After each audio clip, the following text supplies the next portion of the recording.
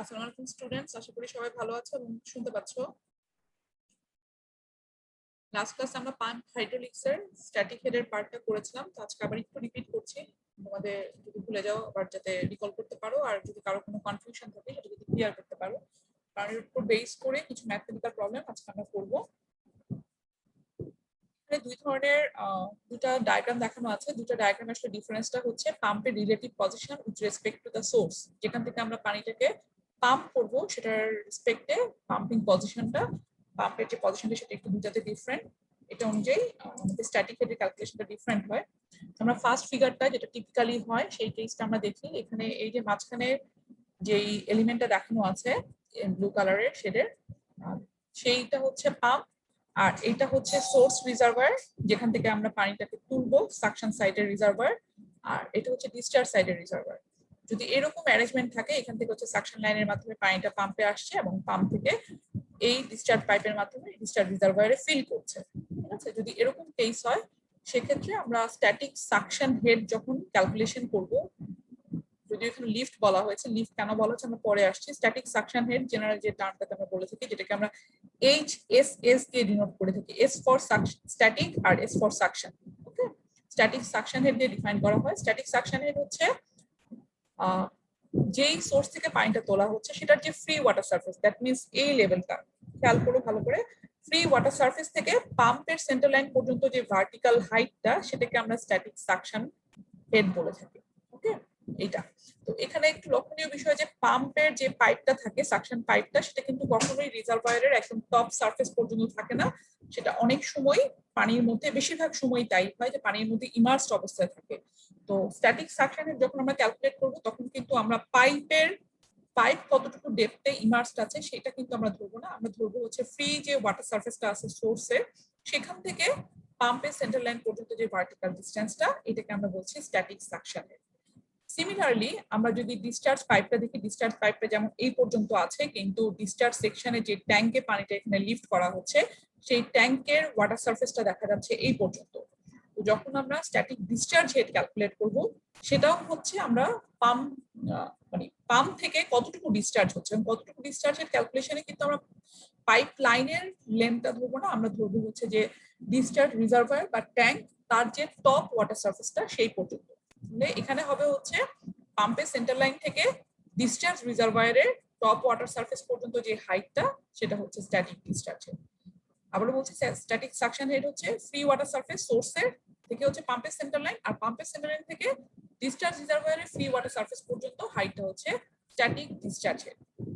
আর এরপরে আসলে আমরা স্ট্যাটিক হেড, যেটাকে আমরা HS দিয়ে ডিনোট করে থাকি। HS ইকুয়ালস টু হচ্ছে যেইখান থেকে, মানে যেই সোর্স থেকে যেই পর্যন্ত আমরা পানিটা তুলবো তার যে হাইটটা, এটাকে আমরা বলছি হচ্ছে স্ট্যাটিক হেড। তাহলে সোর্স কোথা থেকে? সোর্স হচ্ছে এইটা, আর ডিসচার্জের ম্যাক্সিমাম পয়েন্ট হচ্ছে এইটা। এই দুটোর যে ভার্টিক্যাল এলিভেশনের যে ডিফারেন্সটা, এটাকে আমরা বলছি স্ট্যাটিক হেড। তো এই ক্ষেত্রে আমরা ক্যালকুলেশনের সময় সোর্সের ফ্রি ওয়াটার সারফেস থেকে ডিসচার্জ রিজার্ভারের ফ্রি ওয়াটার সারফেস পর্যন্ত যে ভার্টিক্যাল ডিসটেন্সটা, এটাকে আমরা এখানে স্ট্যাটিক হেড হিসেবে ডিফাইন করছি।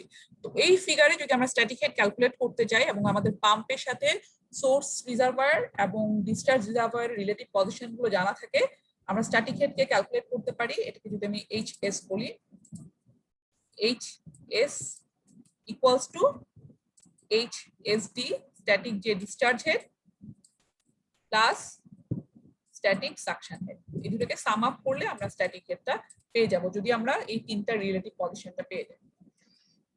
আমরা সেকেন্ড ইয়াটাতে আসি। সেকেন্ডটাতেও কিন্তু ডেফিনেশন গুলো সিমিলার, শুধুমাত্র পাম্পের পজিশনের কারণে স্ট্যাটিক হেডের ক্যালকুলেশনটা একটু ডিফারেন্ট হবে। তো এখানে সেকেন্ড কেসটাতে দেখা যাচ্ছে যে এখানে পাম্পটা আছে, সোর্স যে রিজার্ভার, এটা হচ্ছে সোর্স রিজার্ভার, তার ফ্রি ওয়াটার সার্ভিস হচ্ছে এখানে। সোর্স রিজার্ভার থেকে পাম্পটা নিচের দিকে বসানো আছে, আর পাম্প থেকে পানিটা আবার হচ্ছে উপরের দিকের একটা সারফেসে লিফট করছে। এরকম কেসে আমাদের স্ট্যাটিক হেডটা কিভাবে বের করব? এখানেও কিন্তু স্ট্যাটিক হেডের ডেফিনিশন অনুযায়ী যে সোর্সের ফ্রি ওয়াটার সারফেস থেকে, এইখান থেকে দেখো ফ্রি ওয়াটার সারফেস থেকে পাম্পের সেন্টার লাইন পর্যন্ত যে হাইটটা, এটাকে আমরা ডিফাইন করছি হচ্ছে স্ট্যাটিক সাকশন হেড হিসেবে, HSS হিসেবে। আর পাম্পের সেন্টার লাইন থেকে ডিসচার্জ রিজার্ভারের যেই টপ সারফেস পর্যন্ত যে হাইটটা, এটাকে আমরা বলছি হচ্ছে ডিফাইন করছি ডিসচার্জ হেড হিসেবে, স্ট্যাটিক ডিসচার্জ হেড HSD হিসেবে। আর স্ট্যাটিক হেডের ডেফিনেশন ছিল সোর্স থেকে কতটুকু আমরা তুলছি, দ্যাট মিনস এইখান থেকে এতটুকু লিফট করা হচ্ছে, এই হেডটাই হচ্ছে স্ট্যাটিক হেড। তো এইখানে যখন পাম্পটা নিচে বসানো আছে সোর্সের, সেক্ষেত্রে স্ট্যাটিক হেড ক্যালকুলেশনের সময় আমরা এই যে এর আগের যে কেসটা ছিল এখানে তো এটা সাম আপ করেছিলাম, কিন্তু এখানে কিন্তু সাম আপ করলে আমরা পাওয়া যাবে না। এখানে আমরা দেখতে পাচ্ছি যে স্ট্যাটিক হেডটা ডিসচার্জ হেডের থেকে ছোট। তো এখানে আমরা ডিসচার্জ হেড যেটা, এইটা তার থেকে যদি আমরা সাকশন হেডটা ডিডাক্ট করি, সেখানে আমরা স্ট্যাটিক হেডটা পেয়ে যাব। তো জেনারেলাইজ ফর্মুলাতে যদি আমরা স্ট্যাটিক হেডের ভ্যালুটা আমরা বলি, তাহলে জেনারেলাইজ ফর্মুলা যদি আমরা ইউজ করি পাম্পের ইরেসপেক্টিভ অফ পজিশন, আমরা এইভাবে বলতে পারি static head equals two discharge head plus minus static suction head. এখন প্লাস হবে না মাইনাস হবে, প্লাস হবে, দুটোকে সাম আপ করে স্ট্যাটিক হেড পাওয়া যাবে যখন পাম্প হচ্ছে দুই সোর্স এবং ডিসচার্জের মাঝামাঝি বসে, তখন হচ্ছে দুটোকে সাম আপ করতে হবে। আর পাম্পের পজিশন যদি সোর্সের থেকে নিচে হয়, তখন ডিসচার্জ হেড থেকে ডিডাক্ট করে, সাকশন হেড থেকে ডিডাক্ট করে আমরা স্ট্যাটিক হেডটা ক্যালকুলেট করতে পারবো। তো এটা আসলে যখন তোমরা স্ট্যাটিক হেড ক্যালকুলেশন করবা, তখন এই জিনিসটা খেয়াল করবে, মানে অবশ্যই যদি ম্যাথমেটিক্যাল প্রবলেম থাকে সেখানে খেয়াল করবে যে ইনফরমেশনটা আছে কিনা, যে পাম্পটা কি সোর্সের থেকে উপরে আছে নাকি সোর্স থেকে নিচে আছে। আচ্ছা, এখানে একটা জিনিস একটু বলে রাখি যে এই কেসটা যদিও একটু আনকমন, যে পাম্পটা হচ্ছে সোর্সের থেকে নিচে আসে, কিন্তু এটাও অনেক সময় করতে হয়।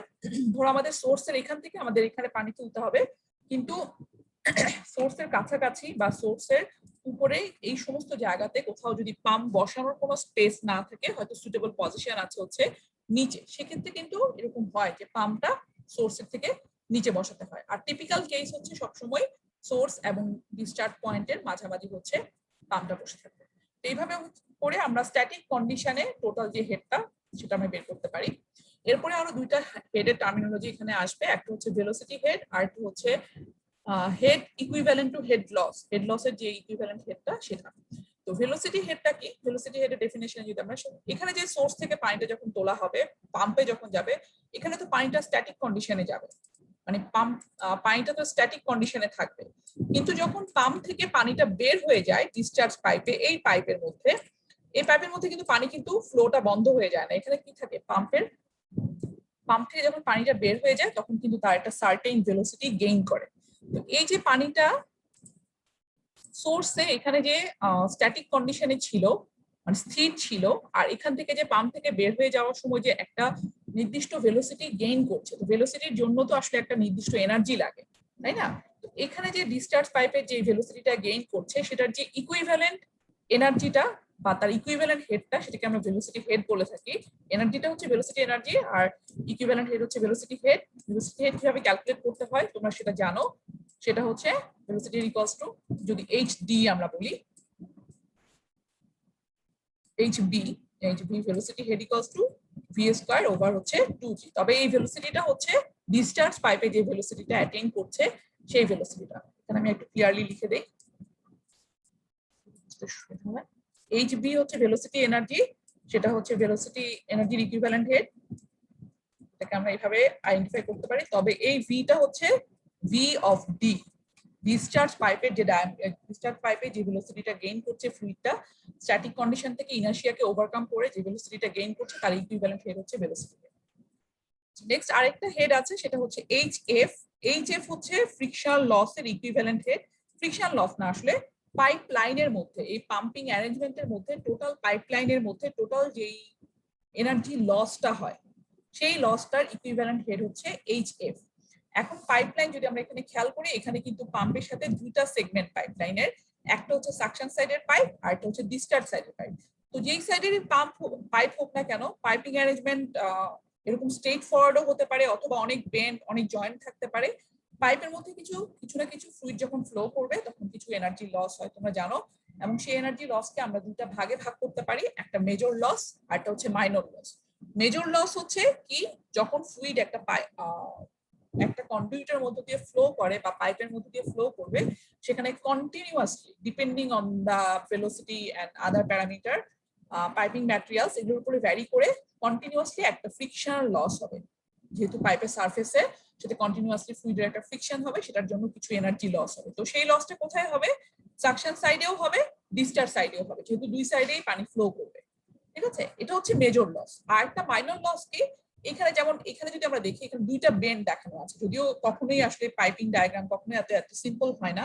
ইভেন যদি এই পাইপটাও দেখা যাচ্ছে যে একটা পাইপ, আসলে একটা পাইপ না, হয়তো হতে পারে যে এখানে মাল্টিপল পাইপের কানেকশন, তো জয়েন্টে বা বেন্ডে বা যদি কোথাও কন্ট্রাকশন হয়, এক্সপানশন হয়, সেই সমস্ত জায়গাগুলোতে আমরা জানি যে সেখানে যখন ফ্লুইড ফ্লো করে সেখানেও কিন্তু কিছু এনার্জি লস হয়, যেটাকে আমরা বলে থাকি মাইনর লস। এই এইচ হচ্ছে মেজর এবং মাইনর দুইটার যে লস, তার ইকুইভ্যালেন্ট যে হেডটা, সেটাকে আমরা বলছি হচ্ছে এইচএফ। ঠিক আছে, বুঝতে পেরেছো? মেজর লসটা হচ্ছে ডিউ টু ফ্রিকশন লস, আর মাইনর লস হচ্ছে পাইপের মধ্যে যে ফিটিং, জয়েন্ট বা বেন্ডে যে লসটা, তার ইকুইভ্যালেন্ট হেড হচ্ছে এইচএফ। আমি এখানে তিনটা হেড নিয়ে আসলে ডিসকাস করলাম। একটা হচ্ছে স্ট্যাটিক হেড, যেটা হচ্ছে পানি যে পয়েন্ট থেকে সেই কতটুকু পর্যন্ত উঠবে সেটার ইকুইভ্যালেন্ট হেড হচ্ছে স্ট্যাটিক হেড।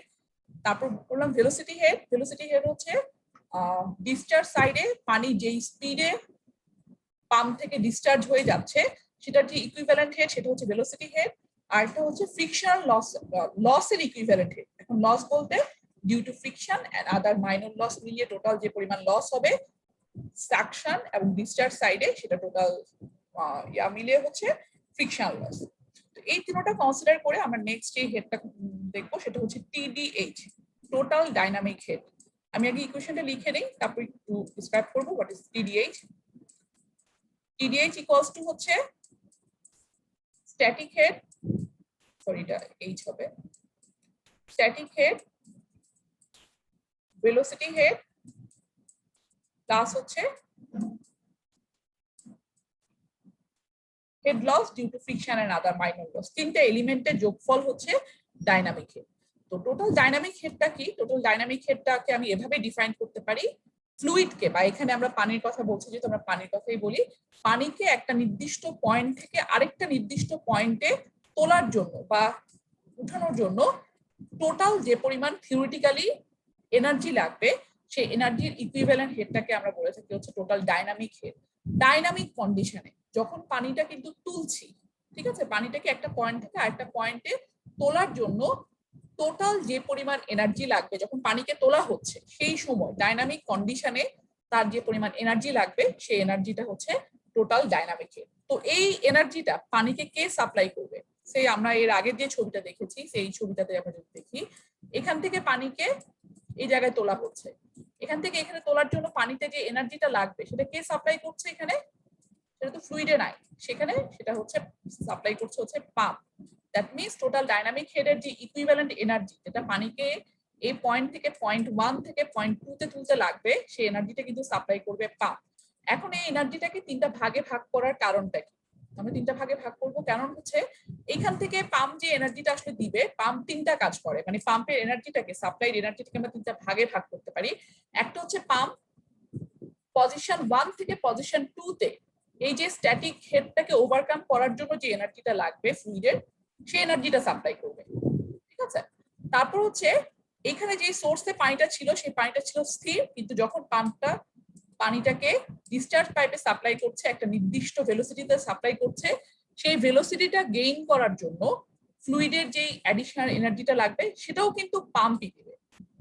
দুইটা গেল, একটা হচ্ছে যে হাইট তুলবে, এই তোলার জন্য স্ট্যাটিক এনার্জি যেটুকু লাগবে সেটা দিবে ফ্লুইডে। একটা হচ্ছে যে এটা স্থির পানি ছিল, সেটাকে হচ্ছে একটা ফ্লোয়িং ওয়াটারে হিসেবে ডিসচার্জ পাইপে ছেড়ে দিচ্ছে, সেই ভেলোসিটির জন্য হচ্ছে এনার্জি লাগবে।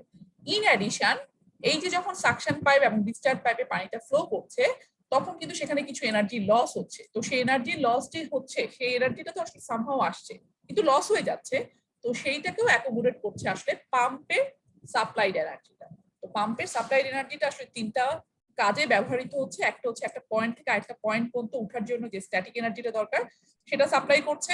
একটা হচ্ছে ডিসচার্জ পাইপে একটা নির্দিষ্ট ভেলোসিটিতে, ওখানে কিন্তু ডিসচার্জ পাইপে যেই পানি বন্ধ হয়ে যায় না, পানি একটা নির্দিষ্ট স্পিডে ফ্লো করতে থাকে, সেটা হচ্ছে ভেলোসিটি হেড। আর আরেকটা হচ্ছে ফ্রিকশন লস, যেটা হচ্ছে সাকশন সাইড এবং ডিসচার্জ সাইড, দুই সাইডেই যখন ফ্লো করবে দুই সাইডেই ফ্রিকশন লস এবং আদার কিছু লস হবে, সেটা টোটাল ইকুইভ্যালেন্ট হেড হচ্ছে এইটা। তো এই টোটাল এতটুকু এনার্জি ফ্লুইডকে যদি এই হাইটে তুলতে হয়, পয়েন্ট 1 থেকে পয়েন্ট 2 তে তুলতে হয়, পাম্পকে অবশ্যই টিডিএইচ, টোটাল ডাইনামিক হেডের সমান যদি পাম্প এনার্জি সাপ্লাই করতে পারে, তখনই কিন্তু ফ্লুইড 1 থেকে 2 পয়েন্টে উঠতে পারবে। আর পাম্পের সাপ্লাই এনার্জি যদি টোটাল ডাইনামিক হেডের থেকে কম হয়, তখন কখনোই এই ছবিতে থাকা যে 1 থেকে 2 পজিশন, এই পজিশন পর্যন্ত কিন্তু পানি উঠবে না। কি হতে পারে, যদি পাম্প এনার্জি কম সাপ্লাই করে, দ্যাট ডাজন্ট মিন যে পানি পাম্প ফ্লো করবে না, পাম্প রান করতে থাকবে, কিন্তু পানি আর এই পর্যন্ত আসবে না। দেখা যাবে পানি হয়তো এই পর্যন্ত উঠে আবার চলে যাচ্ছে। ঠিক আছে, তখন কারণ যে পরিমাণ এনার্জি দরকার এই পয়েন্ট পর্যন্ত ওঠার জন্য, সেটার মিনিমাম অ্যামাউন্টটা হচ্ছে টোটাল ডাইনামিক হেডের সমান। ক্লিয়ার হয়েছে সবার? এইটুকু জিনিস নিয়ে যদি কারো কোনো কনফিউশন থাকে বলতে পারো। আচ্ছা, একটা জিনিস এখানে একটু ইম্পর্টেন্ট জিনিস, ভেলোসিটি হেডটা আমরা বললাম যে ভেলোসিটি হেডটা আমরা ক্যালকুলেট করে থাকি ডিসচার্জ সাইডে পানিটা যেই স্পিডে সাপ্লাই করা হচ্ছে তার ইকুইভ্যালেন্ট হেড। তো ভেলোসিটি হেডটা আসলে আমরা অনেক সময় নেগলেক্ট করে থাকি, স্পেশালি যখন সাকশন পাইপটা, আই মিন এই পাইপটা আর ডিসচার্জ সাইডে যে পাইপটা, এই দুটো পাইপের ডায়ামিটার যদি সমান হয়, তখন আমরা ভেলোসিটি হেডটাকে নেগলেক্ট করে থাকি। কারণ এই পাইপের মধ্যে আসলে যেই ভেলোসিটি থাকছে, যদি পাইপের সাইজ সেম হয়, এই পাইপের মধ্যে সেম ভেলোসিটি থাকছে, তখন আমরা ধরে নেই যে অ্যাডিশনাল এনার্জি পাম্পকে সাপ্লাই করতে হচ্ছে না। তখন আমরা ভেলোসিটি হেড থেকে নেগলেক্ট করতে পারি, বা দুইটা পাইপের সাইজ যদি খুব ক্লোজও হয় তখন আমরা নেগলেক্ট করে থাকি। আদারওয়াইজ আমরা ভেলোসিটি হেডটা যেভাবে বললাম v²/2g এইভাবে করে আমরা ক্যালকুলেট করতে পারি। এখন আসো, যখন আমরা বললাম যে একটু আগে যে পয়েন্ট 1 থেকে পয়েন্ট 2 তে তুলতে হলে পাম্পের যে ক্যাপাসিটি, পাম্পের যে এনার্জি সাপ্লাই করতে হবে, that will be equivalent to total dynamic head. এটা সমান যদি পাম্প এনার্জি সাপ্লাই করতে না পারে, তাহলে কিন্তু ফ্লুইড কখনোই পয়েন্ট 1 থেকে পয়েন্ট 2 পর্যন্ত উঠতে পারবে না। তো এখন আসলে যদিও বলছে যে টিডিএইচ এর সমান, তো টিডিএইচ হচ্ছে একটা হাইট। আসলে হাইট দিয়ে তো কোনো কিছু বোঝায় না, পাম্পের ক্যাপাসিটি বলতে বোঝায় কিন্তু পাম্পের পাওয়ার, যেটাকে আমরা হর্স পাওয়ারে, সাধারণত যেহেতু পাওয়ারের এখানে ভ্যালুটা বেশি, এটাকে আমরা হর্স পাওয়ারে করে থাকি ইনস্টেড অফ পাওয়ার। তো হর্স পাওয়ারে পাম্পের ক্যাপাসিটি কত হবে, তোমাকে যদি বলা হয় যে আমাকে এখান থেকে এখানে তুলতে হবে পানি, এই পাইপিং অ্যারেঞ্জমেন্ট, তখন তুমি যখন বাজারে পাম্প কিনতে যাবা, তখন তো পাম্পের কত হর্স পাওয়ারে পাম্প লাগবে সেটা তোমাকে জানতে হবে। তো সেটা আমরা কিভাবে বের করবো যে পাম্পের কত ক্যাপাসিটির পাম্প দরকার বা কত হর্স পাওয়ারের পাম্প দরকার। তো সেটা বের করার জন্য আমরা একটু পাওয়ারের যেই ট্রান্সফরমেশনটা হয়, যেখান থেকে পাম্প পাওয়ার পায়, আবার পাম্প কিভাবে ফ্লুইডে এনার্জি ট্রান্সফার করে, সেই ট্রান্সফরমেশনটা আমরা এখানে একটু দেখবো। আমরা যদি টিপিক্যালি যে সমস্ত পাম্পগুলো অপারেট করা হয় এখনকার দিনে, সেগুলো সাধারণত ইলেকট্রিক্যাল মোটরের মাধ্যমে বা হচ্ছে ফুয়েল অপারেটেড ইঞ্জিনের মাধ্যমে আমরা পাম্পগুলোকে অপারেট করে থাকি। তো যদি ইলেকট্রিক্যাল মোটর হয়, যেখানে হচ্ছে আমরা দেখে আসছি সেন্ট্রিফিউগাল পাম্পগুলো, সেগুলোতে সবগুলোতে কি থাকে, মোটরের সাথে একটা ড্রাইভ শ্যাফট থাকে, যে শ্যাফটটা হয়তো বা হরিজন্টাল হতে পারে অথবা ভার্টিক্যাল হতে পারে। তো মোটরের সাথে ওই লম্বা শ্যাফটটা কানেক্টেড থাকে, মোটর ঘুরে যখন, তখন শ্যাফটটাকে ঘুরায়, শ্যাফটের সাথে সাথে পাম্পে থাকা যে ইম্পেলার থাকে, তখন সেই ইম্পেলারটা ঘুরতে থাকে, এবং ইম্পেলার যখন ঘুরে, ইম্পেলারের কন্টাকে ফ্লুইড আসে, ইম্পেলারের মধ্যে তৈরি হওয়া সেন্ট্রিফিউগাল ফোর্সটাকে ওই ফ্লুইডে এনার্জি হিসেবে ট্রান্সফার করে। তো এনার্জি ট্রান্সফরমেশনটা এইভাবে হচ্ছে, প্রথমে আসলে আমরা মোটরে আসলে এনার্জি দিচ্ছি বা পাওয়ার দিচ্ছি, মোটর থেকে যাচ্ছে পাম্পে, পাম্প থেকে যাচ্ছে হচ্ছে আলটিমেটলি ফ্লুইডে। তো এখানে যে এনার্জি ট্রান্সফরমেশনে, সেখানে কিন্তু কিছু এনার্জি লস হয়, যেহেতু এখানে মোটর বা পাম্প এই ধরনের ইকুইপমেন্ট গুলো যখন রান করে, যেগুলো কোনোটাই 100% এফিসিয়েন্ট না, এগুলো সবসময় 70, 80%, 60% এই ধরনের এফিসিয়েন্সিতে কাজ করে। দ্যাট মিনস আমরা যেটা এনার্জি আসলে ইলেকট্রিক্যাল মোটরে সাপ্লাই করব, সেই এনার্জিটা কিন্তু আলটিমেটলি ফ্লুইডে সাপ্লাই হবে না, মাঝখানে কিন্তু কিছু এনার্জি লস হবে। তো এগুলোকে আমরা বিভিন্ন নামে ডিফাইন করছি। একটা হচ্ছে মোটর হর্স পাওয়ার এমএইচপি, একটা হচ্ছে ব্রেক হর্স পাওয়ার বিএইচপি, আর একটা হচ্ছে ওয়াটার হর্স পাওয়ার। তো কোনটা কি আমরা যদি এখানে দেখি, প্রথমে হচ্ছে মোটর হর্স পাওয়ার হচ্ছে কি, যে ইলেকট্রিক্যাল এনার্জিটা ইন হর্স পাওয়ারে মোটরে সাপ্লাই করা হচ্ছে। আমি ধরে নিচ্ছি, আমি আমার মতো করে অ্যাজিউম করে নিচ্ছি যে এখানে আমাদের মোটর হর্স পাওয়ার, এমন একটা পাম্পিং ইউনিট আমি অপারেট করছি, যেখানে আমরা ইলেকট্রিক্যাল মোটরে ট্রান্সফার করছি 200 হর্স পাওয়ার এনার্জি। ঠিক আছে, 200 হর্স পাওয়ার পাওয়ার আমরা এখানে ইলেকট্রিক্যাল এনার্জি হিসেবে মোটরে সাপ্লাই করছি। ওকে, 200 হর্স পাওয়ার দিচ্ছি, সেটাকে এমএইচপি বলছি, মোটর হর্স পাওয়ার। আর মোটর এফিসিয়েন্সি 100% না, সাপোজ আমি ধরে নেই আমাদের মোটরের এফিসিয়েন্সি হচ্ছে সে 80%। হ্যাঁ, আমি ধরে নিচ্ছি মোটরের এফিসিয়েন্সি 80%, দ্যাট মিনস মোটরে যে পরিমাণ আমরা এনার্জি দিচ্ছি এখানে 200 হর্স পাওয়ার, তার 20% লস হবে। তো 20% লস হলে বাকি এনার্জিটা মোটর কাকে ট্রান্সফার করবে, সেই বাকি এনার্জিটা হচ্ছে মোটর পাম্পের যে শ্যাফটটা থাকবে, যেটা মোটরের সাথে কানেক্টেড থাকবে, সেখানে সাপ্লাই করবে। তাহলে পাম্পের শ্যাফটে যে পরিমাণ এনার্জি সাপ্লাই করবে সেটাকে আমরা বলছি হচ্ছে ব্রেক হর্স পাওয়ার, যেটা মোটর থেকে পাম্পের শ্যাফটে ট্রান্সমিটেড হচ্ছে। তো সেটা সমান সমান কত হবে? যদি আমাদের মোটরের সাপ্লাইড পাওয়ার হয় 200 হর্স পাওয়ার এবং মোটরের এফিসিয়েন্সি হয় 80%, তাহলে বিএইচপি কত হবে বলো তো?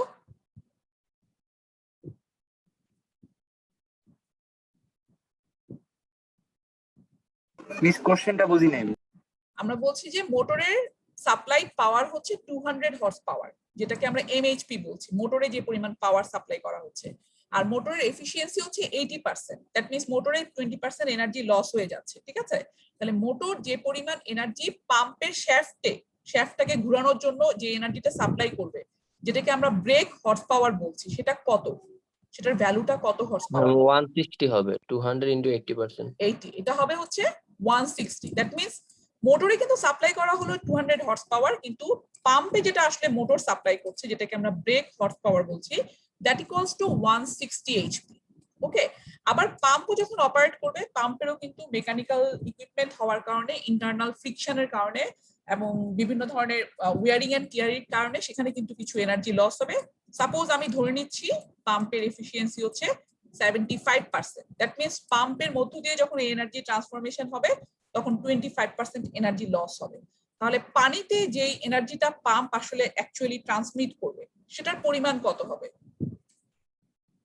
160 এর 75% বা 25% লস হবে। আমি যদি এভাবে চিন্তা করি, 25% লস হলে পানিতে যে এনার্জিটা ট্রান্সমিটেড হবে অ্যাকচুয়ালি সেটাই হচ্ছে 120 হর্স পাওয়ার, যেটাকে আমরা বলছি হচ্ছে ওয়াটার হর্স পাওয়ার। কিন্তু দেখো জিনিসটা খুব ইন্টারেস্টিং হচ্ছে যে আমরা কিন্তু এখানে মোটরে কিন্তু অনেক এনার্জি সাপ্লাই করা হয়েছিল, মোটরের এনার্জি সাপ্লাই করা হয়েছে 200 হর্স পাওয়ার, কিন্তু আলটিমেটলি মোটরের এফিসিয়েন্সি এবং পাম্পের এফিসিয়েন্সি কনসিডারেশনে ফ্লুইডে যে পরিমাণ এনার্জি আসলে ট্রান্সমিশন হচ্ছে that is only 120 horse power. সেটা কিন্তু 120 হর্স পাওয়ার, বাকি 80 হর্স পাওয়ারই এখানে মোটরে এবং পাম্পের মধ্যে কিন্তু এনার্জি লস হয়ে গেছে। তাহলে ইফেক্টিভ থাকছে কতটুকু? যে পানিতে যে এনার্জি ট্রান্সফরমেশনের মাধ্যমে ফ্লুইডকে আসলে একটা হায়ার এলিভেশনে ট্রান্সফার করা হবে, সেটার জন্য ইফেক্টিভ এনার্জি থাকছে কিন্তু অনলি এতটুকু, 120 হর্স পাওয়ার, এবং এটাকেই বলা হচ্ছে ওয়াটার হর্স পাওয়ার। এটা কি ক্লিয়ার হয়েছে সবার? তো ওয়াটার হর্স পাওয়ার হচ্ছে অ্যাকচুয়ালি যে পরিমাণ ফ্লুইডে ট্রান্সফার হচ্ছে, আর পাম্পে যে এনার্জিটা মোটর ট্রান্সফার করছে সেটাকে বলা হচ্ছে বিএইচপি বা ব্রেক হর্স পাওয়ার, আর এমএইচপি হচ্ছে মোটরে যে পরিমাণ এনার্জি ট্রান্সফার হচ্ছে। তাহলে সবচেয়ে বড় হচ্ছে আসলে এমএইচপি, সেখান থেকে লস হয়ে কিছু এনার্জি লস হয়ে পাম্পে ট্রান্সমিটেড হবে, দ্যাট ইকুয়ালস টু বিএইচপি, যেটা পাম্পে আসবে, আর পাম্প আবার কিছু লসের পরে বাকি এনার্জিটা ফ্লুইডে ট্রান্সফার করবে, যেটা হচ্ছে ওয়াটার হর্স পাওয়ার ডব্লিউএইচপি। তো আসলে ফ্লুইডে যেই ইফেক্টিভ এনার্জিটা থাকবে সেটা কিন্তু অনলি এইটা, এবং সেটা কি করবে? ফ্লুইডকে একটা নির্দিষ্ট হেডে পানিটাকে তুলতে সাহায্য করবে। সেটা কতটুকু? সেটা কিন্তু স্ট্যাটিক হেড না, সেখানে কিন্তু আমাদেরকে সব ধরনের হেড লস এবং যে ভেলোসিটি গেইন করার জন্য যে লস এনার্জিটা লাগছিল সেগুলো সহ সব ধরে যে পরিমাণ ফ্লুইডের এনার্জি লাগবে এই হেডে পানিটাকে তুলতে হবে। এবং অবশ্যই তার সাথে ফ্লো রেটের একটা রিলেশন আছে, যত ফ্লো রেট বেশি হবে তত কিন্তু ক্যাপাসিটি বেশি হতে হবে পাম্পে। তো যদি আমাদের জানা থাকে যে ফ্লুইডটা কিউ গ্যালন পার মিনিটে ফ্লো করতে হবে এবং তার টোটাল ডাইনামিক হেড ক্যালকুলেশনের সময় কিন্তু অবশ্যই আমাদের পাইপিং এর ডিটেইল অ্যারেঞ্জমেন্ট জানা থাকতে হবে, কারণ পাইপিং এর ডিটেইল অ্যারেঞ্জমেন্ট না জানা থাকলে আমরা কিন্তু ফ্রিকশনাল লস বা আদার লস গুলো কিন্তু বের করতে পারবো না। তো যদি আমাদের কিউ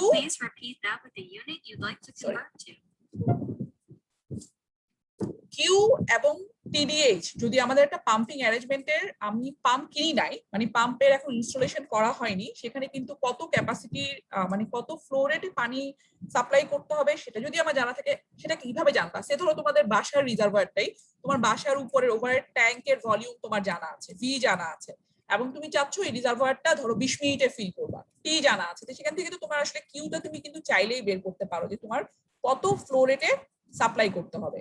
আর ডাইনামিক হেড কিভাবে বের করবা? তোমার ট্যাঙ্কের পজিশন জানা, কোথা থেকে তুলতে হবে জানা, পাইপিং অ্যাপ্রক্সিমেটলি যদি জানা থাকে যে এই সাইজের এভাবে পাইপটা বসানো হবে, সেখান থেকে কিন্তু প্রথমে স্ট্যাটিক হেড, তারপর আদার ফ্রিকশনাল লস এবং সবকিছু করে মোটামুটি আমরা টিডিএইচ বের করতে পারবো। তো কিউ আর টিডিএইচ যদি জানা থাকে কিউ ইন্টু টিডিএইচ ওভার 3960, এই ফর্মুলা দিয়ে আমরা রিকোয়ার্ড ডাব্লিউএইচপি টা বের করতে পারি। রিকোয়ার্ড ডাব্লিউএইচপি দ্যাট মিনস আমাদের কতটুকু পাওয়ার লাগবে এই ফ্লো রেটে এবং এই হেডে পানিটাকে সাপ্লাই করার জন্য। যদিও এই ফর্মুলাটা কিন্তু এমপিরিক্যাল ফর্মুলা, এই ফর্মুলাতে ইনপুট দেওয়ার সময় অবশ্যই খেয়াল রাখবে যে কিউটা বা ডিসচার্জ রেটটা এখানে আমাদের ইনপুট দিতে হবে গ্যালন পার মিনিটে এবং টোটাল ডাইনামিক হেডটা ইনপুট দিতে হবে ইন ফিটে। এটা করলে ডাব্লিউএইচপি টা বের করবো। তো যদি আমাদের কিউ আর টিডিএইচ জানা থাকে, সেখান থেকে যে ডাব্লিউএইচপি পাবো সেটা হচ্ছে পানিতে অ্যাকচুয়ালি কতটুকু হর্স পাওয়ার এনার্জি সাপ্লাই করতে হবে। সেখান থেকে আমাদের যদি পাম্পের, সে ধরো তুমি পাম্প কিনতে যাচ্ছ, তখন যদি তোমার জানা থাকে যে হ্যাঁ আমাদের পাম্পের এফিসিয়েন্সিটা 70% সেভ হতে পারে, তো পাম্পের এফিসিয়েন্সি দিয়ে ভাগ করলেই পাম্পের ক্যাপাসিটি কত, রিকোয়ার্ড ক্যাপাসিটি পাম্প কত, সেটা কিন্তু তুমি বের করতে পারবে। সে যেমন এই প্রবলেমের ক্ষেত্রে যেটা একটু আগে আমরা বললাম, আমি ধরে নিচ্ছি যে কিউ আর টিডিএ যা যা হলো সেটার জন্য আমাদের লিকুইডের 120 হর্স পাওয়ারে এটা এনাফ হচ্ছে এই ফ্লো রেটে এবং এই হেডে পানিটা সাপ্লাই করার জন্য। তো পাম্প কিনতে গেলে কিন্তু তুমি 120 হর্স পাওয়ারের পাম্প কিনতে পারবে না। তোমাকে পাম্প কিনতে গেলে কত হর্স পাওয়ারের পাম্প কিনতে হবে বলো তো? এই তিনটা ভ্যালুর মধ্যে 200, 160 আর 120, এই তিনটার মধ্যে কোনটা পাম্পের ক্যাপাসিটি বা কোনটা পাম্পের পাওয়ার?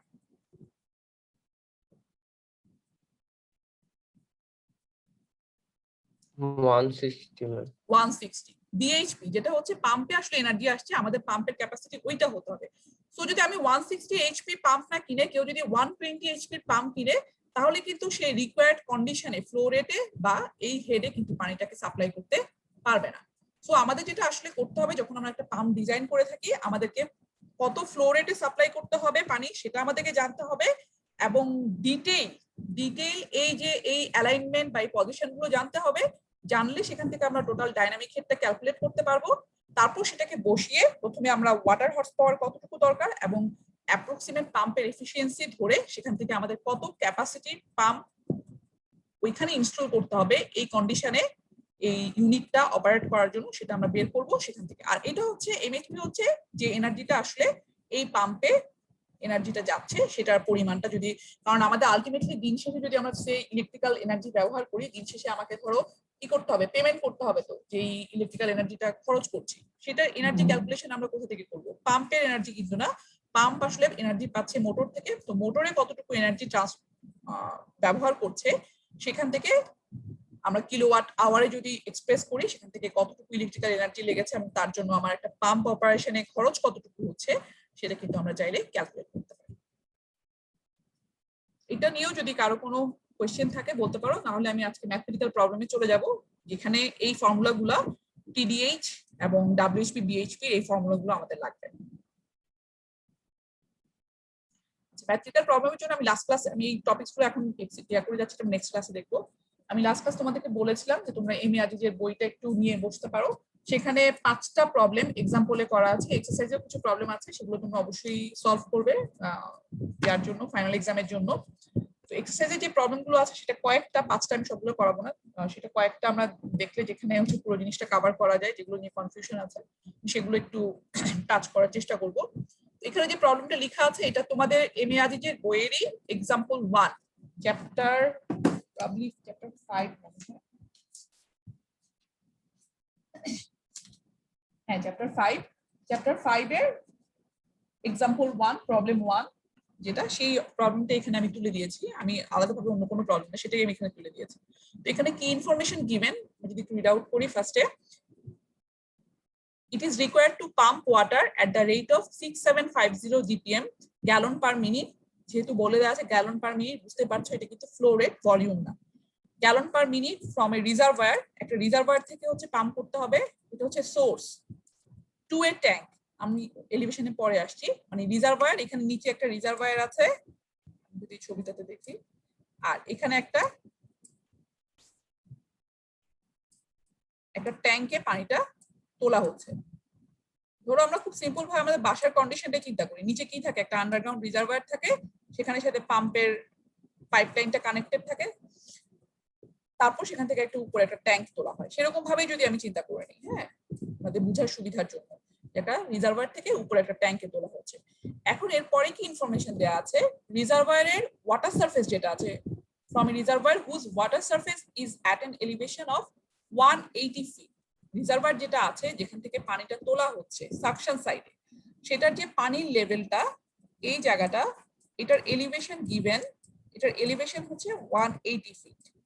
এলিভেশন তো কিভাবে বের করতে হয় তোমরা জানো, একটা আমাদের রেফারেন্স ড্যাটাম থাকে, সেটা যে কোনো জায়গা থেকে, কোনো একটা রেফারেন্স যে কোনো জায়গা থেকে হতে পারে, আর স্ট্যান্ডার্ড রেফারেন্স হচ্ছে সি লেভেল থেকে, আমাদের যে মিন সি লেভেল সেখান থেকে আমরা এলিভেশনের রেফারেন্সটা ধরতে পারি। তো এটা এখানে বলা নাই, বাট হোয়াট এভার, যেখানে অনেকগুলো এলিভেশন দেওয়া আছে সবগুলোই কমন রেফারেন্সের রেসপেক্টে যেহেতু বলা আছে, তো আমাদের সেটা কোনো সমস্যা নাই যে রেফারেন্স ড্যাটামটা কোথায়। ঠিক আছে, যেখানে বলা হয়েছে যে রিজার্ভয়ারের এলিভেশন হচ্ছে 180 ফিট। নেক্সট বলা হয়েছে যে যেই ট্যাঙ্কে পানিটা তোলা হচ্ছে, to a tank whose bottom is at an elevation of 372 feet. এই যে ডিসচার্জ যে রিজার্ভয়ারটা আছে সেটার যে বটমটা, সেটা কিন্তু পানির লেভেল পর্যন্ত না, বলা হচ্ছে এটার যে বটমটা, এটার এলিভেশনটা বলে দেওয়া আছে গিভেন আমাদের এখানে, এটার এলিভেশন 372 ফিট। ওকে,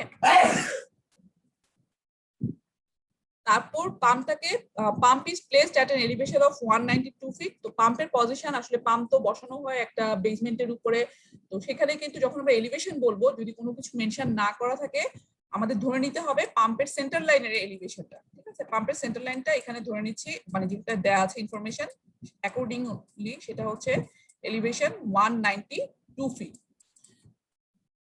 এখন এলিভেশনে আমরা যদি একটু দেখি, এলিভেশন ভ্যালু যত বেশি, দ্যাট মিন্স কি, সেই পয়েন্ট গুলো বা সেই লোকেশন গুলো হচ্ছে তত উপরে। তো পাম্পের যেহেতু এলিভেশন বলে দেওয়া আছে 192 ফিট, আর যেই রিজার্ভয়ার থেকে পানিটা তোলা হচ্ছে সেই রিজার্ভয়ারের ওয়াটার সারফেস এলিভেশন হচ্ছে 180 ফিট, দ্যাট মিন্স এখানে কিছু বলে না দেওয়া থাকলেও আমরা বলতে পারি যে পাম্পের পজিশনটা কিন্তু হচ্ছে রিজার্ভয়ারের উপরে। কারণ আমরা কিন্তু অলরেডি দুইটা পজিশন দেখেছি, একটা পাম্প হচ্ছে রিজার্ভয়ার মানে সোর্স থেকে নিচের দিকেও বসতে পারে, আবার উপরের দিকেও বসানো থাকতে পারে, সেটা এখানে বলা নাই, কিন্তু এলিভেশন দিয়ে দেওয়া আছে। এলিভেশনে দেখে আমরা বুঝতে পারছি যে এখানে ওয়াটার সারফেস এলিভেশন হচ্ছে 180 ফিট আর পাম্পের এলিভেশন হচ্ছে 192 ফিট।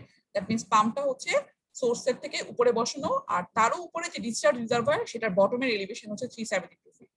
ডিসচার্জ রিজার্ভয়ারে আর কিছু বলা নাই, লাস্টে আরেকটা জিনিস ইনফরমেশন আছে, if the maximum depth of water in the tank, in the tank বলতে ট্যাঙ্ক এটা বলা হচ্ছে, সেই ট্যাঙ্কের ম্যাক্সিমাম ওয়াটার ডেপথ হচ্ছে 25 ফিট। তাহলে 25 ফিট হলে সেটা কোনটা, এটার এই পানিটা ম্যাক্সিমাম এই ট্যাঙ্কের মধ্যে পানিটা আসবে হচ্ছে 25 ফিট। ঠিক আছে, এই ইনফরমেশনটা দেওয়া আছে। আর সাকশন পাইপের ডায়ামিটার বলে দেওয়া আছে, the diameter of the suction pipe is 30 inch, এইটা হচ্ছে 30 inch pipe. Length of the discharge pipe from the pump to the tank, pump থেকে এই ডিসচার্জ পাইপ পর্যন্ত টোটাল যে pipe length, that equals to 290 feet. আর discharge পাইপের যে পাইপের ডায়ামিটার সেটা হচ্ছে 24 ইঞ্চি।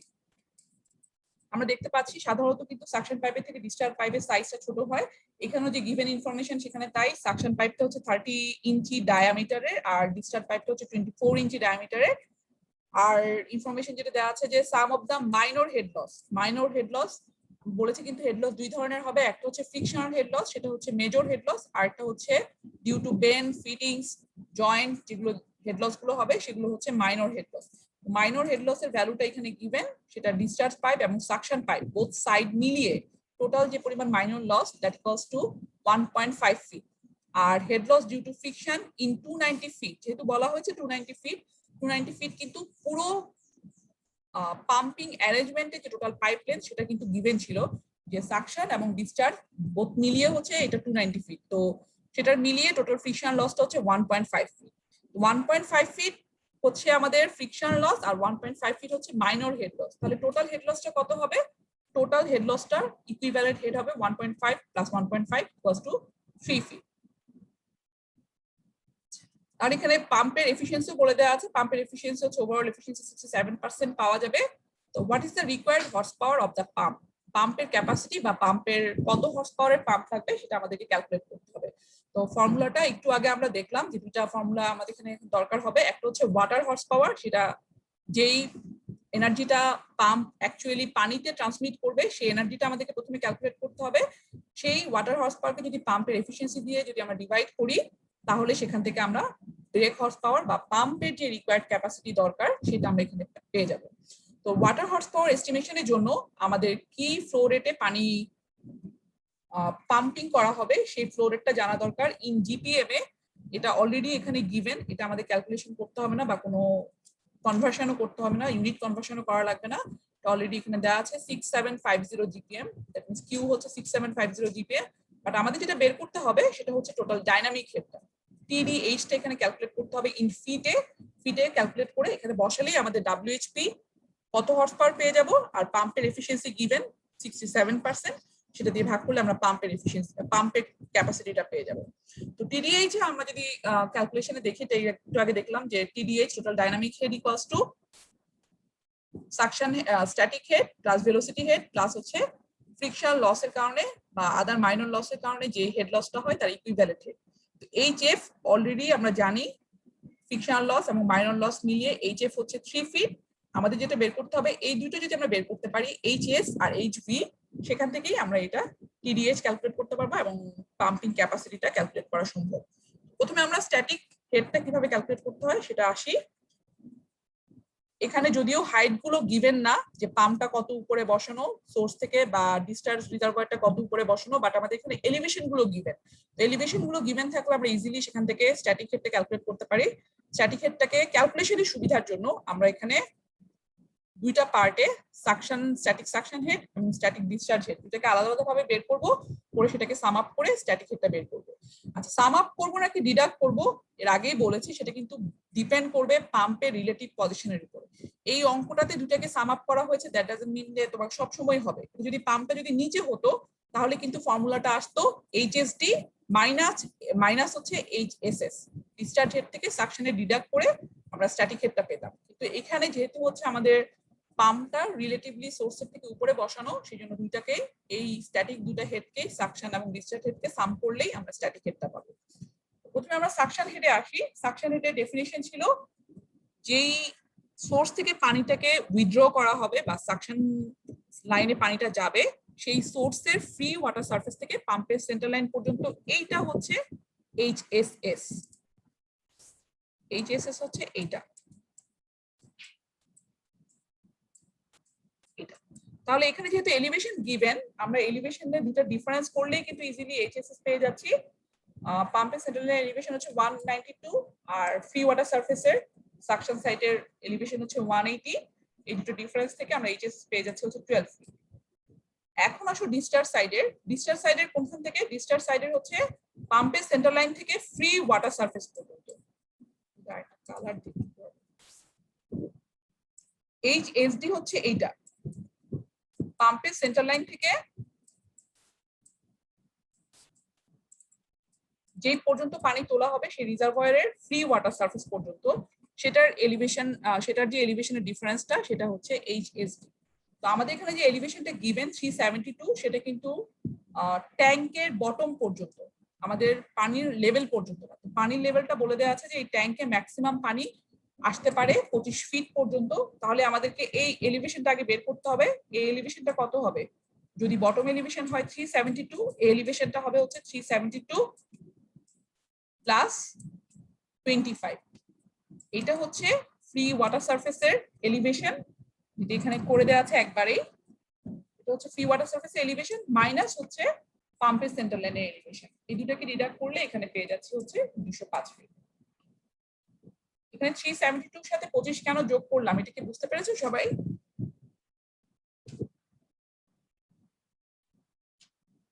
আশা করি বুঝতে পেরেছো।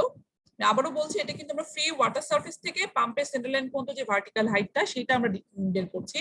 আমরা কিন্তু এই পর্যন্ত না বা এই পর্যন্তও না, যেখানে পাইপটা কানেক্টেড সেই পর্যন্ত না, যেখানে হচ্ছে ম্যাক্সিমাম পানি থাকবে সেই লেভেল থেকে পাম্পের সেন্টার লাইন পর্যন্ত হাইটটা। তো এখানে আমরা এলিভেশন কিছু দেওয়া ছিল, সেখান থেকে আমরা এইভাবে করে 205 ফিট ডিসচার্জ হেড পাচ্ছি। দ্যাট মিন্স পাম্প থেকে 205 ফিট উপরে তুলতে হবে, আর সোর্স থেকে পাম্প পর্যন্ত যে হাইটটা সেটা হচ্ছে 12 ফিট। এই দুটাকে যোগ করলে, যেহেতু পাম্পটা দুইটার মাঝখানে আছে, এই দুটাকে যোগ করলে টোটাল স্ট্যাটিক হেডটা আমরা পেয়ে যাচ্ছি। স্ট্যাটিক হেডটা হচ্ছে 217 ফিট। এরপরে 217 ফিট এইচএস পেলাম, এইচএফ গিভেন, এইচভিটা আমাদের ক্যালকুলেট করতে হবে। যদিও তোমাদের এই প্রবলেমটাতে তোমরা যদি বইয়ে দেখো, এমএআজে যে বইয়ে এইচভিটা আসলে ক্যালকুলেট করেননি, তার মানে এই না যে তোমার এইচভিটা আসলে এখানে 0 বা এটাকে ফর্মুলা থেকে বাদ দেওয়া হয়েছে। এইচভিটা আসলে এখানে ক্যালকুলেট করা হয়নি। তোমরা যদি ক্যালকুলেট করেও দেখো, দেখবা যে HV এর যে ভ্যালুটা সেটা অনেক নেগলিজিবল। টোটাল যে স্ট্যাটিক হেড যেটা হচ্ছে 220 ফিট, 217 ফিট, তার তুলনায় HV ক্যালকুলেট করলে হয়তো 0.5 ফিট অ্যারাউন্ড পাবে। হ্যাঁ, খুবই কম, সেই জন্য এটাকে নেগলেক্ট করা হচ্ছে। এটা একটা কারণ। আরেকটা কারণ হচ্ছে সাকশন পাইপ এবং ডিসচার্জ পাইপের যে পাইপের ডায়ামিটারটা দুটোই কিন্তু খুব কাছাকাছি। দ্যাট মিনস এখানে আসলে ভেলোসিটি এটার থেকে খুব বেশি একটা চেঞ্জ হয় না। যদি খুব বেশি চেঞ্জ না হয় সেখানে ভেলোসিটি হেডের পরিমাণটাও বা তার কারণে যে ইনডিউস এনার্জিটা যেটা পাম্প সাপ্লাই করছে সেটাও কিন্তু খুব একটা বেশি হয় না। এই জন্য এটাকে আমরা নেগলেক্ট করছি। বাট তোমরা নেগলেক্ট করতে নাও পারো, তোমরা কিন্তু চাইলে এই HVটা ক্যালকুলেট করতে পারো। সেটা কিভাবে ক্যালকুলেট করবো আমি জাস্ট একটু স্টেপগুলো বলে নিচ্ছি। তুমি চাইলে কিন্তু যে কেউই এই HVটা ক্যালকুলেট করতে পারো। এটাকে ইগনোর করার, এখানে ইগনোর করা হয়েছে নেগলিজিবল এটা কনসিডার করে। এটা কিন্তু এমন না যে জিরো। তো HV আমরা কিভাবে বের করতে পারি, ফর্মুলা একটু আগে আমি বলেছি। HV ইকুয়ালস টু হচ্ছে V স্কয়ার ওভার 2G, কোন V স্কয়ার? ডিসচার্জ পাইপের যে ভেলোসিটি। তো ডিসচার্জ পাইপের ভেলোসিটি জানার জন্য আমাকে কি করতে হবে, আমাদের ডিসচার্জ পাইপের যদি আমি কন্টিনিউটি ইকুয়েশন অ্যাপ্লাই করি, Q ইকুয়ালস টু AV, সেটা কিন্তু আমরা বের করতে পারি। ভিটা হচ্ছে ডিসচার্জ পাইপের। তো কিউ গিভেন, এটা নো। পাইপের সাইজ যেহেতু জানা, সেখান থেকে আমরা ক্রস সেকশন এরিয়াটাও বের করতে পারবো পাই ডি স্কয়ার বাই 4 করে। তবে অবশ্যই যখন তোমরা এই ক্যালকুলেশনটা করবা ইউনিটের ব্যাপারে একটু কেয়ারফুল, কারণ এখানে কিউর ভ্যালু কিন্তু একটা ইউনিটে দেয়া আর ডায়ামিটার কিন্তু আরেকটা ইউনিটে দেয়া আছে। তো ডায়ামিটারকে যেটা করবে তোমরা অবশ্যই ডি কে ইঞ্চ থেকে ফিটে কনভার্ট করে নিবে এই অঙ্কের ক্ষেত্রে, আমি এই প্রবলেমটার ক্ষেত্রে পার্টিকুলারলি বলছি। আর কিউটা আছে কিন্তু হচ্ছে গ্যালন পার মিনিটে, সেটাকে আমাদের এই ফর্মুলাতে যদি বসাতে হয় সেটাকে আমাদের ফিট কিউব পার সেকেন্ডে বসিয়ে যদি নেই, সেখান থেকে আমরা যে ভেলোসিটিটা পাবো, ভেলোসিটি পাবো হচ্ছে ক্যালকুলেট করলে ফিট পার সেকেন্ডে। ক্লিয়ার? আমরা কন্টিনিউটি অ্যাপ্লাই করব কোন পাইপে? ডিসচার্জ পাইপের জন্য। ডিসচার্জ পাইপে কিউ ইকুয়ালস টু এবি করব। কিউ আমাদের কত ফ্লো রেট হবে সেটা বলে দেওয়া আছে, কিন্তু সেটাকে আমরা কনভার্ট করে নিব in feet per second, fit cube পার সেকেন্ডে। আর পাইপের ডায়ামিটার গিভেন যদিও ইঞ্চে দেওয়া আছে, সেখান থেকে আমরা ফিটে কনভার্ট করে নিয়ে এই ফর্মুলা যদি বসাই, সেখান থেকে আমরা যে ভেলোসিটিটা পাবো সেটা হচ্ছে ডিসচার্জ পাইপের এই পাইপের ভিডি, যে এই ভেলোসিটিতে এখানে ফ্লো করছে। তাহলে সেই ভিটা বসিয়ে যে ভেলোসিটি হেডটা পাবে সেটা হচ্ছে HV ভেলোসিটি হেড। তোমরা চাইলে এটা ক্যালকুলেট করে দেখতে পারো, সেটা খুবই কম আসবে। এই জন্য এই প্রবলেমটাতে, বাট জেনারেলাইজড হচ্ছে তোমাদের যখন আমরা ডাইনামিক হেড ক্যালকুলেট করব অবশ্যই নরমাল কেসে আমরা তিনোটাই ভ্যালু বের করব, বের করে কিন্তু হচ্ছে ডাইনামিক হেডটা ক্যালকুলেট করব। তো এখানে আমরা HVটা আসলে ইগনোর করছি, ধরে নিচ্ছি যে নেগলিজিবল। এটার কারণও হচ্ছে কারণ কিন্তু আমাদের এইচএসটা অনেক বেশি, হ্যাঁ এইচএসটা অনেক বেশি 200 ফিটের উপরে, সেজন্য তার তুলনায় HVটা নেগলিজিবল হওয়াতে এই পার্টটুকু ইগনোর করেছে। বাট প্র্যাকটিক্যালি যদি তুমি করতে যাও আসলে সবগুলো এলিমেন্টই তোমাকে বের করতে হবে। এইচএস HV আমরা নেগলিজিবল, হ্যাঁ বলো। ভিপি যদি আমরা বের করি সেটা কি শুধু পাইপ থেকে, পাম্প থেকে উপরের পাইপটুকুর নাকি? ডিসচার্জ পাইপে, হ্যাঁ ডিসচার্জ সাইডে। মানে থিওরিটিক্যালি কি হচ্ছে, পানিটা তো আসলে স্ট্যাটিক কন্ডিশনে ছিল, স্থির ছিল, সেখান থেকে তুমি ডিসচার্জ পাইপে যখন পানিটা সাপ্লাই করছে তখন পানিটাতে একটা স্পিডে তো চলে যাচ্ছে, তাই না? সেই স্পিডে যাওয়ার জন্য যে বাড়তি এনার্জিটা, তাহলে সেখানে কোন পাইপেরটা হবে? ডিসচার্জ সাইডের পাইপেরই রিলিভেন্ট ভেলোসিটি হেডটা আমাদের ক্যালকুলেট করতে হবে। এইভাবে করে আমরা টোটাল ডাইনামিক হেডটা ক্যালকুলেট করতে পারি। টোটাল ডাইনামিক হেডটা এখানে আসছে 220 ফিট, হেড লস এবং স্ট্যাটিক হেড এই দুটো ধরে 220 ফিট বসানো হলো। কিউটাকে বসাতে হবে গ্যালন পার মিনিটে, যেটা গিভেন এখানে 6750 গ্যালন পার মিনিট ওভার 3960 যদি আমরা করি, এই দুটোকে মাল্টিপ্লাই করে এটা ওয়াটার হর্স পাওয়ার আসবে হচ্ছে 375। তাহলে 375 হর্স পাওয়ার লাগবে এই ফ্লো রেটে এবং এই হেডে পানিটাকে তোলার জন্য। কিন্তু পাম্পিং হর্স পাওয়ার লাগবে, যেহেতু পাম্পের এফিসিয়েন্সি বলে দেওয়া আছে 67%, পাম্পের যেই ক্যাপাসিটি আমাদের পাম্প লাগবে সেই ক্যাপাসিটি হতে হবে 560 হর্স পাওয়ার। সেটা সিঙ্গেল পাম্প হতে পারে। তুমি যদি এই ক্যাপাসিটির পাম্প না পাও তাহলে কি করবা? তাহলে হচ্ছে একটা পাম্পে যদি না কভার করে তখন আমাদের কি করতে হবে, মাল্টিপল পাম্পকে সিরিজে কানেক্ট করতে হবে যাতে এই ক্যাপাসিটিটা গেইন করতে পারা যায়।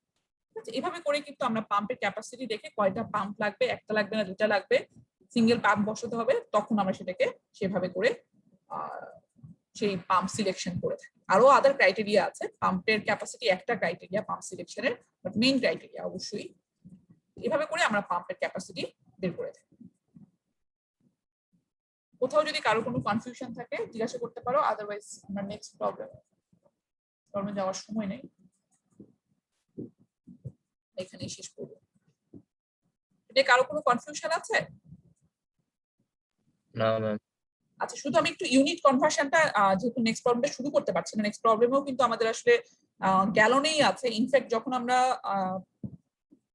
WHP বের করব তখন আমাদের কিউটা জিপিএম এ বসাতে হয়। তো অনেক সময় তোমাদের জিপিএম এও বা ফিট কিউব পার সেকেন্ডে দুইটা আসলে ইউনিটে কনভার্ট করে নিতে হবে। তো কনভার্সনটা করার সময় ইউনিট কনভার্সন একটু এখানে বলে নেই। ইউনিট কনভার্সনটা গ্যালন আর ফিট কিউবের মধ্যে যে রিলেশনটা সেটা একটু দুই রকমের হয়, মানে যেটা খুবই আনইউজুয়াল। অন্য কোনো ইউনিট কনভার্সনে এই ধরনের দুই ধরনের ফ্যাক্টর থাকে না, কনভার্সন ফ্যাক্টর। এখানে দুই ধরনের ফ্যাক্টর হয়, একটা হচ্ছে 6.24 আর একটা হচ্ছে 7.48। তো তোমাদের যে কনভার্সন ফ্যাক্টর গুলো তোমাদের বইয়ের কিন্তু লাস্টে যেটা এমএআরজির বইয়ে, সেখানে সব কনভার্সন ফ্যাক্টর গুলোই গিভেন। তোমরা ওখান থেকেও দেখে নিতে পারো যদি কোনো কনফিউশন থাকে। অনেক কনভার্সন তো অলরেডি তোমরা জানো, বাট যদি কোনো কনফিউশন থাকে ওখানে তোমাকে হেল্প করবে। আমরা এখন গ্যালন আর ফিট কিউবের কনভার্সন একটু দেখি। দুইটা গ্যালন ইউনিট আসলে ওয়ার্ল্ড ওয়াইড প্রচলিত আছে, একটা হচ্ছে ইউএস গ্যালন আর একটা হচ্ছে ব্রিটিশ গ্যালন স্ট্যান্ডার্ড, ঠিক আছে? তো দুইটাই ব্যবহৃত হয়, তবে আমাদের দেশে যে গ্যালনের ইউনিট আমরা ব্যবহার করে থাকি সাধারণত হচ্ছে ব্রিটিশ গ্যালনটা। আমাদের যেহেতু সব ইউনিটই মোটামুটি আমরা ব্রিটিশটা ফলো করি, সবকিছুই আমাদের ব্রিটিশ গ্যালনটা ফলো করে থাকি। ব্রিটিশ গ্যালন যদি হয় সেখান থেকে ফিট কিউব ভলিউম, কিন্তু গ্যালন কিন্তু এটা ফ্লো রেট না। গ্যালন আর ফিট কিউব তো দেখতে পাচ্ছি ভলিউমের ইউনিট। ব্রিটিশ গ্যালন আর ফিট কিউবের মধ্যে রিলেশন হচ্ছে 1 feet cube equals to 7.48 British gallon. আর যদি ইউএস গ্যালন আমরা ধরি তাহলে 1 feet cube equals to 6.24 US gallon. US গ্যালনটা একটু বড় ইউনিট, ব্রিটিশ গ্যালনটা একটু ছোট ইউনিট, সেই জন্য দুইটার সাথে এই ফিট কিউবের রিলেশনটা কিন্তু ডিফারেন্ট। সো আমরা যদি গ্যালন পার মিনিট থেকে বা গ্যালন পার সেকেন্ড থেকে ফিট কিউব পার সেকেন্ডে কনভার্ট করতে যাই, ইদার 6.24 অথবা 7.48 দিয়ে, যদি জিপিএম থেকে মানে গ্যালন থেকে ফিট কিউবে কনভার্ট করতে চাই, এগুলো দিয়ে ভাগ করতে হবে। তবে কোনটা করবে ইটস আপ টু ইউ। তোমরা বইটাতে অনেক সময় একটু কনফিউজ হয়ে যেতে পারো। বইয়ের মধ্যে আমি দেখেছি যে এমএআদি যে বইয়ে কখনো 6.24 ইউজ করেছে, কখনো হচ্ছে 7.48। তো যদি কিছু বলা না থাকে তোমরা যে কোনোটাই ইউজ করতে পারো। আর নর্মালি হচ্ছে আমরা সাধারণত যদি ব্রিটিশ গ্যালন কনসিডার করি সেক্ষেত্রে আমাদের কনভার্সন ফ্যাক্টর হবে 7.48। ঠিক আছে, তাহলে আজকে এখানেই শেষ করে দিচ্ছি। যদি